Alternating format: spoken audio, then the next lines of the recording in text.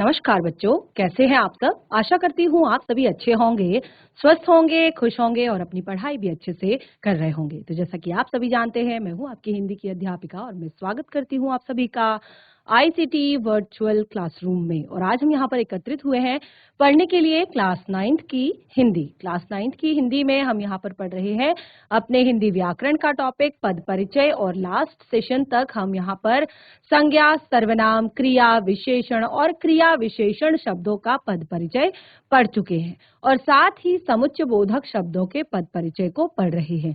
तो मैं हर बार आपको होमवर्क पे देती हूँ कि आप कुछ शब्द जो हैं उनके पद परिचय लिख कर लाएंगे।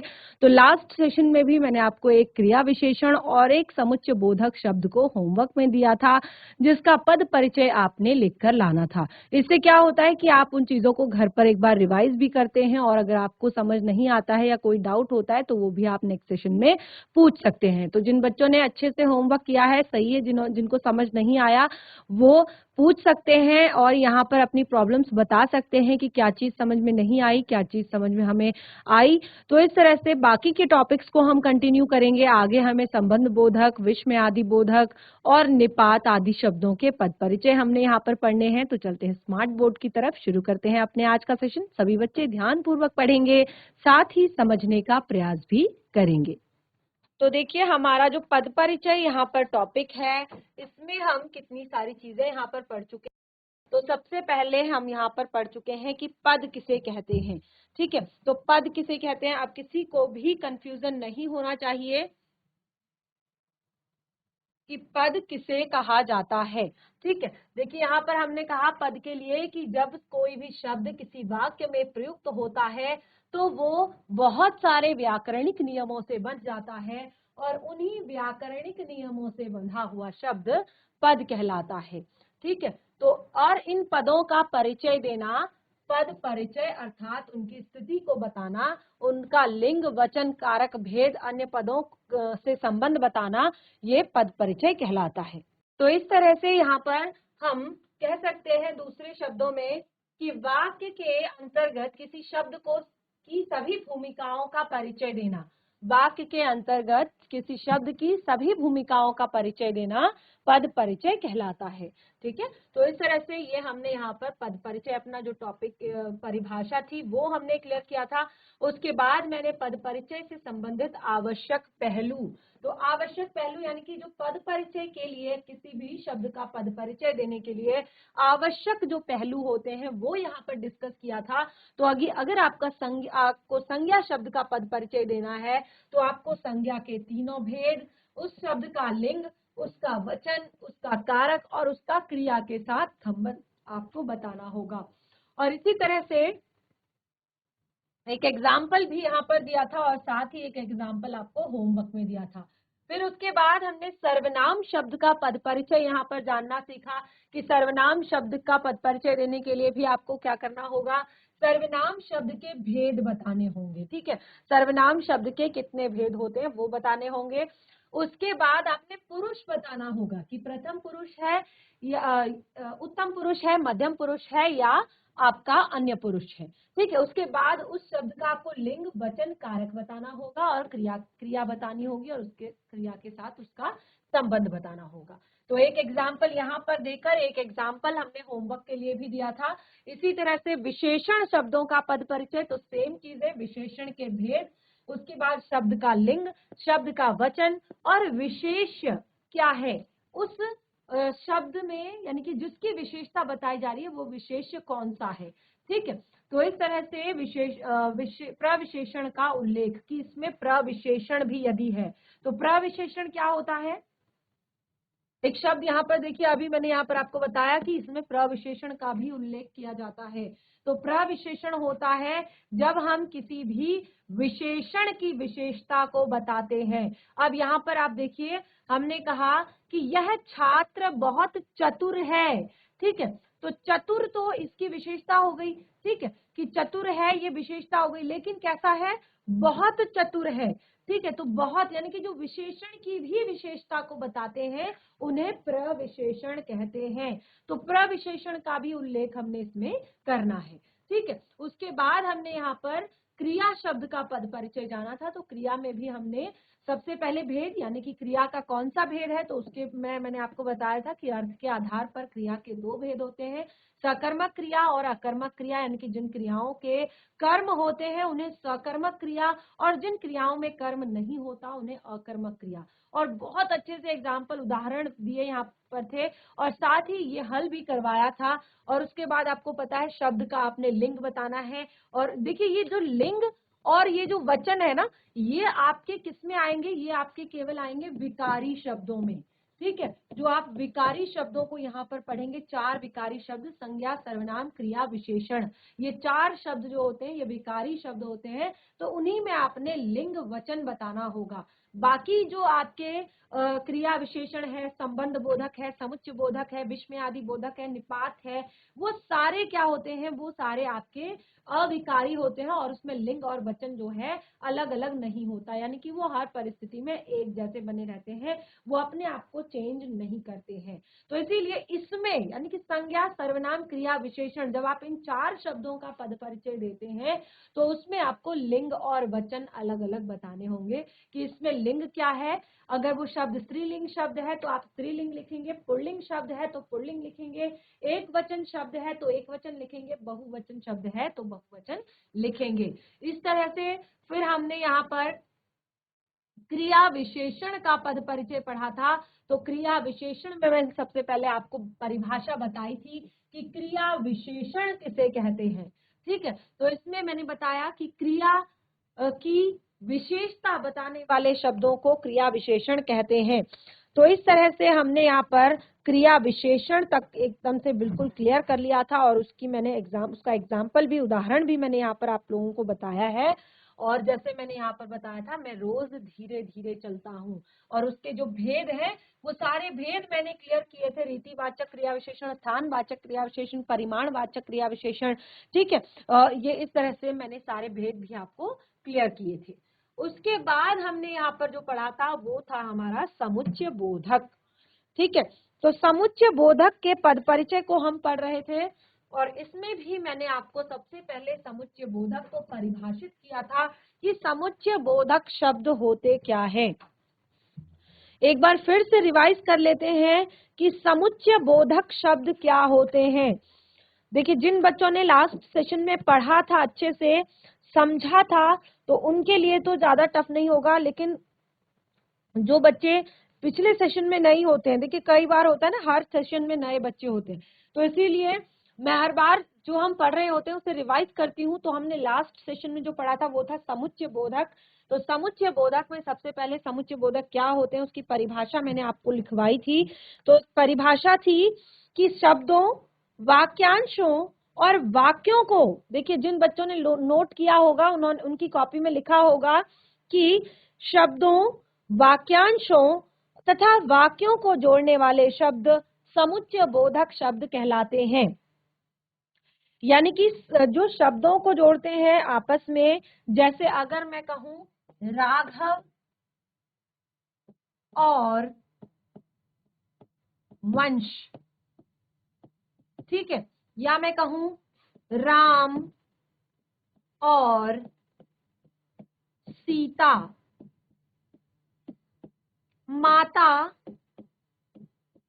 और पिता, भाई भाई और बहन। ठीक है, शब्दों को, वाक्यों को, वाक्यांशों को आपस में जोड़ने का जो काम करते हैं वो क्या कहलाते हैं, आपके समुच्चय बोधक शब्द कहलाते हैं। और ये समुच्चय बोधक जो होते हैं ये अव्यय भी होते हैं। ठीक है, क्रिया विशेषण से फिर हमारे अव्यय शब्द शुरू हो जाते हैं, तो क्रिया विशेषण शब्द जो होते हैं वो भी अव्यय होते हैं, और समुच्चय बोधक जो होते हैं वो भी अव्यय होते हैं। और उसके बाद मैंने यहाँ पर समुच्चय बोधक के 2 भेद बताए थे। कोई बता सकता है समुच्चय बोधक के 2 भेद कौन से बताए थे मैंने यहाँ पर? लास्ट सेशन में समुच्चय बोधक के 2 भेद मैंने यहाँ पर बताए थे समुच्चय बोधक शब्दों के, और आप सभी को नोट डाउन करने के लिए भी मैंने ये कहा था।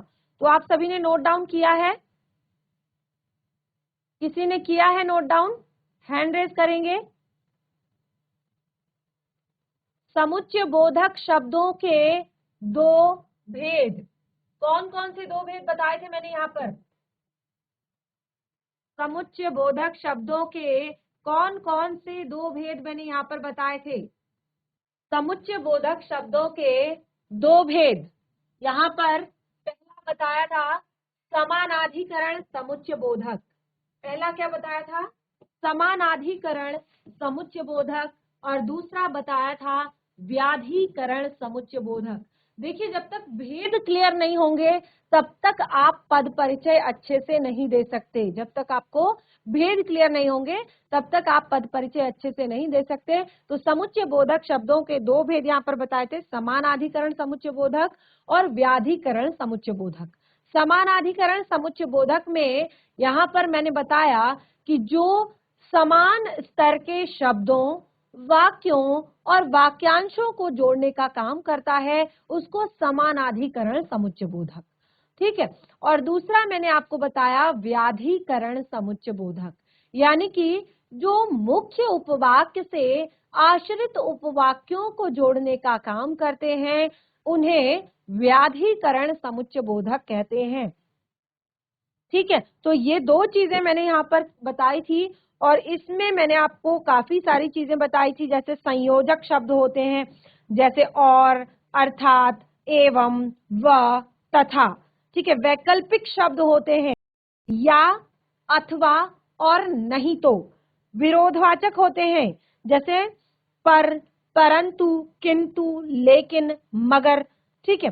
और परिमाणवाचक होते हैं नहीं तो, अन्यथा, इसीलिए, ठीक है। तो ये सारे शब्द आपके समानाधिकरण है, यानी कि समान स्तर के वाक्यों को, वाक्यांशों को और शब्दों को जोड़ने का काम करते हैं। व्याधिकरण समुच्चय बोधक जो होते हैं वो क्या करते हैं? वो एक उपवाक्य से बाकी के आश्रित उपवाक्यों को जोड़ने का काम करते हैं, ठीक है। तो इस तरह से हमने ये दो चीजें पढ़ी, और इसमें भी आपके आते हैं बहुत सारे शब्द। तो इसके आधार पर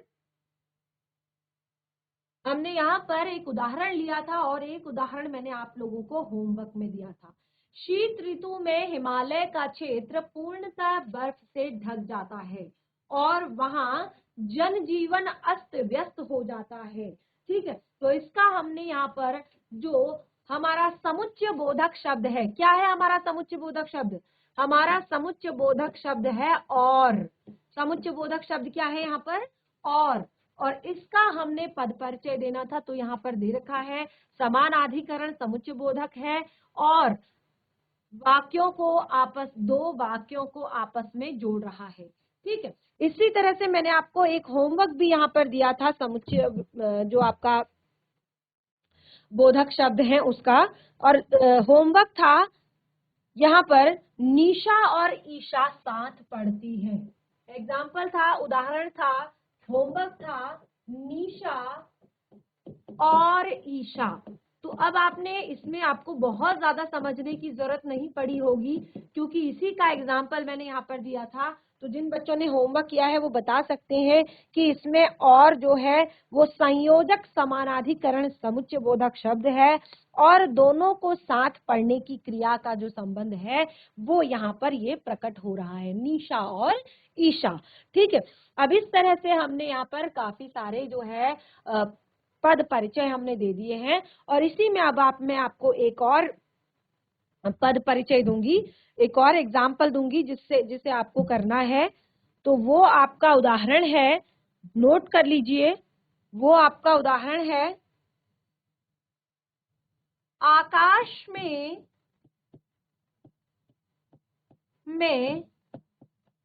बादल, आकाश में बादल छाए हैं, आकाश में बादल छाए हैं,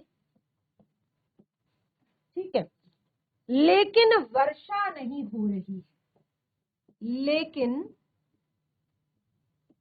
वर्षा नहीं हो रही है। इसको भी आप नोट करेंगे, क्योंकि जब तक आप बहुत सारी प्रैक्टिस नहीं करेंगे तब तक आप पद परिचय नहीं दे सकते। तो मैंने यहाँ पर एक आपको शब्द दिया है, आकाश में बादल छाए हैं लेकिन वर्षा नहीं हो रही है। ठीक है, अब आपको लेकिन शब्द का आपने पद परिचय देना है। यहाँ पर समुच्चय बोधक शब्द है लेकिन। ठीक है, तो यहाँ पर जैसे हमने कहा आकाश में वर्षा बादल छाए हैं लेकिन वर्षा नहीं हो रही है। अब लेकिन शब्द का पद परिचय देना है तो आप यहाँ पर लिख तो सकते हैं कि ये आपका क्या है, समानाधिकरण समुच्चय बोधक है। लेकिन समानाधिकरण समुच्चय बोधक में भी जैसे मैंने आपको बताया कि कुछ तो संयोजक होते हैं, यानी कि जो जोड़ने का काम करते हैं। जैसे मैंने कहा राम और श्याम, तो अगर हम और हटा देंगे तो वो राम श्याम हो जाएगा। ठीक है, माता और पिता, तो अगर और शब्द हटा देंगे तो वो माता पिता हो जाएगा। तो ये संयोजक हो गए। फिर मैंने वैकल्पिक बताया, वैकल्पिक यानी कि मैंने कहा चुपचाप बैठो या बाहर चले जाओ, चुपचाप बैठो या बाहर चले जाओ। तो ऑप्शन दिया है, विकल्प दिया है, या तो क्लास में चुपचाप बैठो या क्लास से बाहर चले जाओ। तो या शब्द का प्रयोग यहाँ पर हुआ। ठीक है, इसीलिए इसको वैकल्पिक कहा। फिर उसके बाद इसके अलावा अथवा भी इसमें ले सकते हैं कि चुपचाप बैठो अथवा बाहर चले जाओ, चुपचाप बैठो नहीं तो बाहर चले जाओ। ठीक है, तो इस तरह से दूसरा है विरोधवाचक। विरोध यानी कि किसी चीज के अपोजिट हम बोल रहे हैं। तो हमने कहा आकाश में बादल छाए हैं लेकिन वर्षा नहीं हो रही है। तो आकाश में तो बादल छाए हैं लेकिन वो बादल छाने के जस्ट अपोजिट काम हो रहा है क्योंकि बारिश नहीं हो रही है। ठीक है, पर इसमें आप लिख सकते हैं पर, परंतु, बल्कि, मगर। ठीक है, ऐसे भी कह सकते हैं कि आकाश में बादल छाए हैं परंतु वर्षा नहीं हो रही है। ठीक है, आकाश में बादल छाए हैं मगर वर्षा नहीं हो रही है। ठीक है, आकाश में बादल छाए हैं पर वर्षा नहीं हो रही है, पर भी लिख सकते हैं। ठीक है, तो इस तरह से यहाँ पर बहुत सारे इसके भेद हैं। जो आपका समुच्चय बोधक है, समानाधिकरण समुच्चय बोधक, तो इसको आप एक बार घर पर पढ़ें और इस प्रश्न का फिर से आप यहाँ पर लेकिन शब्द का पद परिचय आप लिख कर लाएंगे। और इसमें जितने ज्यादा आप शब्दों का, जितने ज्यादा आप एग्जाम्पल्स लेंगे उतना ज्यादा आपको अच्छे से प्रैक्टिस होगी। तो क्लियर हुआ सभी को समुच्चय बोधक? क्लियर हुआ सभी को समुच्चय बोधक शब्द का पद परिचय? आगे बढ़ते हैं अगले टॉपिक की तरफ। तो जैसे कि मैंने आपको बताया कि हमें जितने भी विकारी शब्द हैं उनका पद परिचय दिया। अब जितने भी अविकारी शब्द हैं उनका पद परिचय हम दे रहे हैं। तो अगला है विस्मयादि बोधक का पद परिचय। तो अब आपने यहाँ पर विस्मयादि बोधक शब्द का पद परिचय देना है। अब सबसे पहले तो आप बताएंगे कि विस्मयादि बोधक शब्द होते क्या हैं। ठीक है, सबसे पहले आप यहाँ पर बताएंगे कि विस्मयादि बोधक शब्द क्या होते हैं। कौन बताएगा? तो देखिए यहाँ पर अगला जो हम पढ़ रहे हैं वो है विस्मयादि बोधक शब्द का पद परिचय।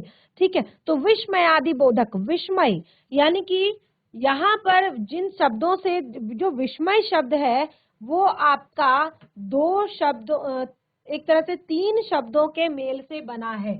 ठीक है, तीन शब्द कौन कौन से हैं आप ये देखिए, विस्मय, ठीक है, उसके बाद आदि, ठीक है, और उसके बाद बोधक। ठीक, विस्मय, फिर आदि, फिर बोधक, तीन शब्दों से मिलकर बना है। विस्मय आदि बोधक शब्द किन किन शब्दों से बनकर मिलकर बना है? विस्मय, आदि, तभी तो विस्मय आदि होगा ना, और एक आपका बोधक, विस्मयादि बोधक। अब देखिए हमने कहा कि जो ये शब्द है विस्मय अर्थात होता है आश्चर्य या कहेंगे भावों का बोध कराने वाला। ठीक है, विस्मय का अर्थ आपका एक तरह से आश्चर्य हो सकता है, आश्चर्य आदि भावों का बोध कराने वाला। विस्मय का क्या अर्थ है? आश्चर्य आदि भावों का बोध कराने वाला। ठीक है, अब देखिए भाव कौन कौन से होते हैं। भाव कौन कौन से होते हैं? जैसे आपका दुख का भाव है, ठीक है, शोक का भाव है, घृणा का भाव है, का बोध कराने वाला। विस्मय आदि बोधक यानी कि आश्चर्य आदि भावों का बोध कराने वाला, इसे कहते हैं विस्मय आदि बोधक।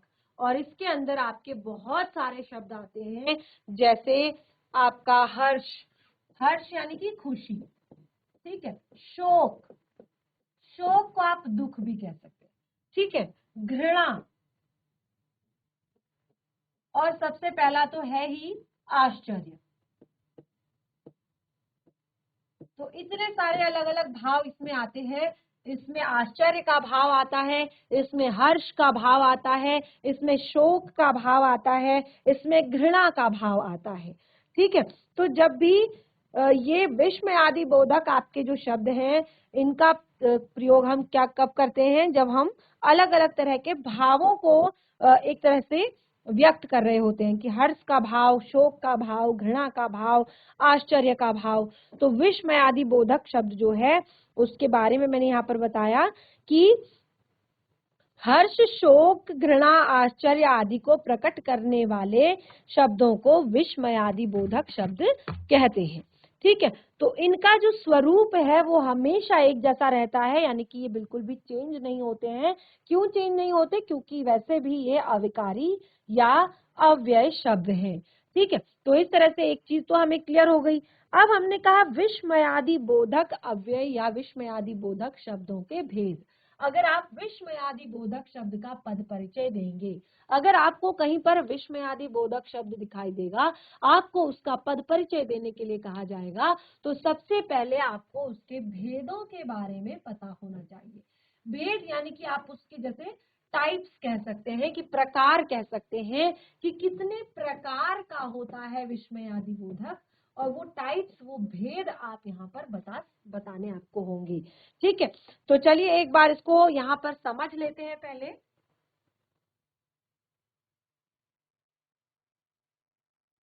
विस्मयादि बोधक शब्दों के भेद।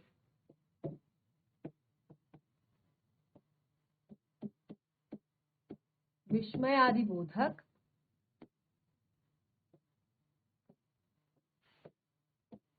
शब्दों के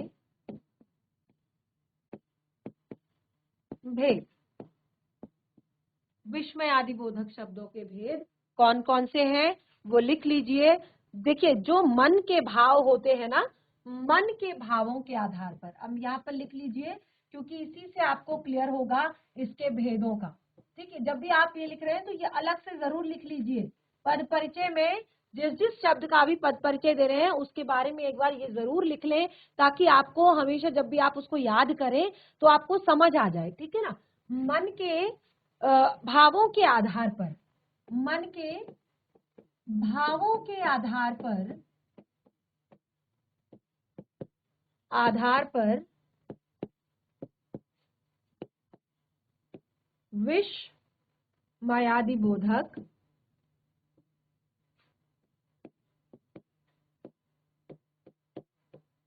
विस्मयादि बोधक शब्द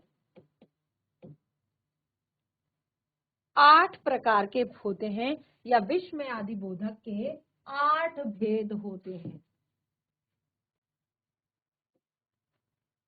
के 8 भेद होते हैं मन के भावों के आधार पर। यानी कि मन में जो अलग अलग तरह के भाव आते हैं, उन्हीं भावों के आधार पर विस्मयादि बोधक के 8 भेद होते हैं। कौन कौन से 8 भेद होते हैं, जरा इनको नोट कीजिए। सबसे पहला है विस्मय। सबसे पहला भाव है विस्मय, जिसका अर्थ होता है आश्चर्य, ठीक है। जिसका अर्थ क्या होता है? आश्चर्य। तो सबसे पहला है विस्मय बोधक, आश्चर्य प्रकट करने वाला, ठीक है। दूसरा है आपका हर्ष बोधक। हर्ष का अर्थ होता है खुशी, ठीक है। हर्ष बोधक, हर्ष प्रकट करने वाला। नंबर 3 है आपका शोक या पीड़ा बोधक।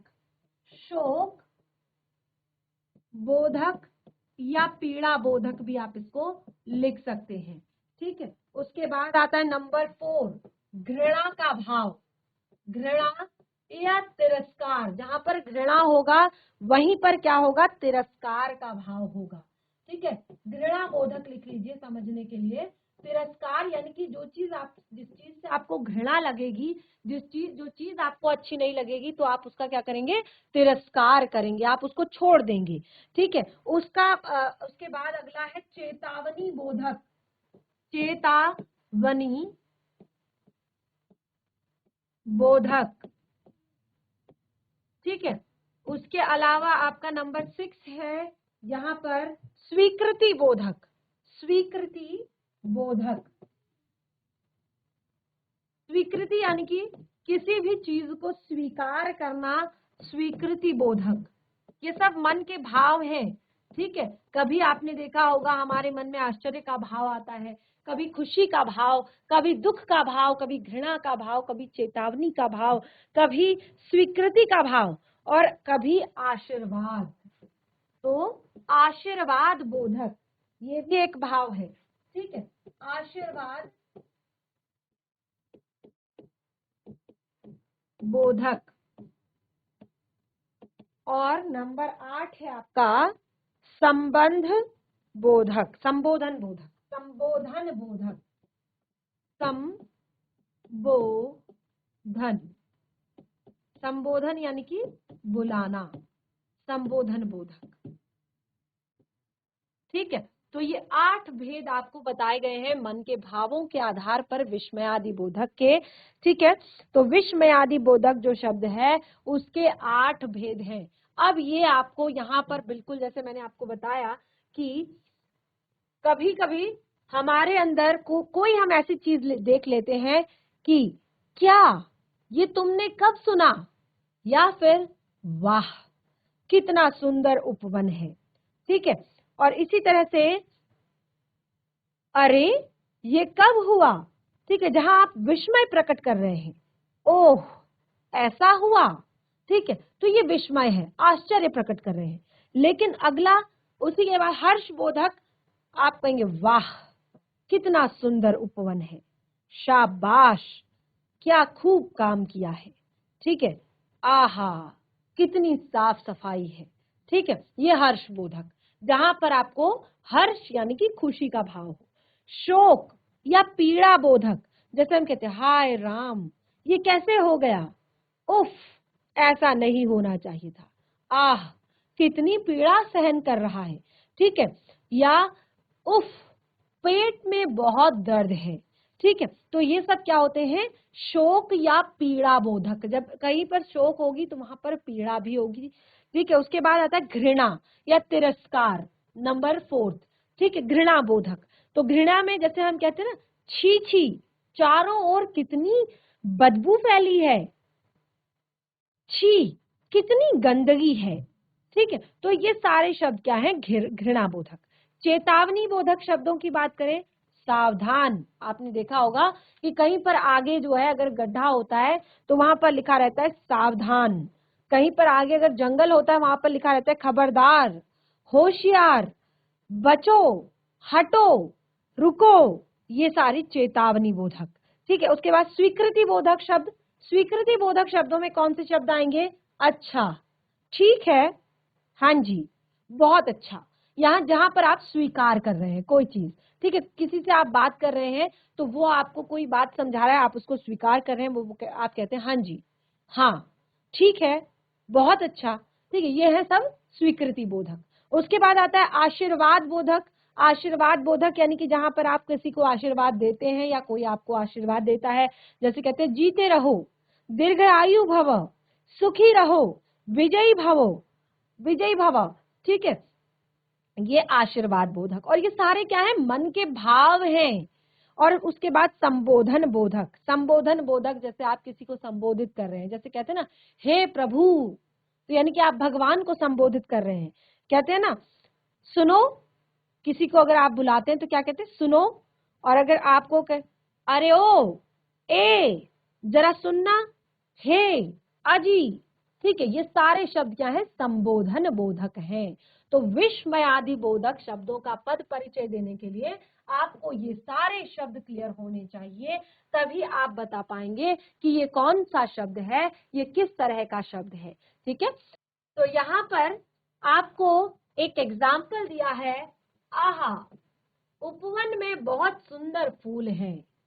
उपवन में बहुत सुंदर फूल है। ठीक है, तो अब आपको यहाँ पर इसका पद परिचय देना है और यही आज का आपका होमवर्क है। इसको नोट कर लीजिए फटाफट, केवल इतना नोट करेंगे, आह उपवन में कितने सुंदर फूल हैं। और विस्मय बोधक जो शब्द होते हैं, आप उसके साथ एक चीज जरूर याद रखिएगा कि उसके साथ हमेशा विस्मय सूचक चिन्ह का प्रयोग किया जाता है। ठीक है, उसके साथ हमेशा विस्मय सूचक चिन्ह का प्रयोग किया जाता है। जिस प्रकार जब आप प्रश्न करते हैं तो प्रश्न के बाद आपको प्रश्न सूचक चिन्ह का प्रयोग करना होता है। ठीक है, तो इसमें आपको विस्मय सूचक चिन्ह का प्रयोग करना होता है और ये आपका विस्मय सूचक चिन्ह है। ठीक है, तो आपका होमवर्क है, आहा उपवन में कितने सुंदर फूल खिले हैं, इसका आपने पद परिचय लिख कर लाना है। बाकी टॉपिक आगे कंटिन्यू करेंगे। तो इस तरह से आपने देखा, आज हमने यहाँ पर विस्मयादि बोधक शब्दों का पद परिचय एक तरह से देना सीखा। तो उसके लिए आपको सबसे पहले विस्मयादि बोधक शब्दों के भेद याद होने चाहिए। तो आज का आपका होमवर्क है कि आप इन सभी भेदों को अच्छे से पढ़ें और जो भी मैंने आपको होमवर्क में एक यहाँ पर वाक्य दिया है उसमें आप उस शब्द का यानी कि विस्मय सूचक शब्द का पद परिचय आप लिख कर लाएंगे। कोई भी डाउट हो, अभी तक हमने जितना भी पढ़ा है पद परिचय में, कोई भी अगर डाउट हो तो उसे नेक्स्ट सेशन में जरूर क्लियर करें। और इस तरह से आज का सेशन हमारा यहीं पे समाप्त होता है। तब तक के लिए धन्यवाद। आपका दिन शुभ हो।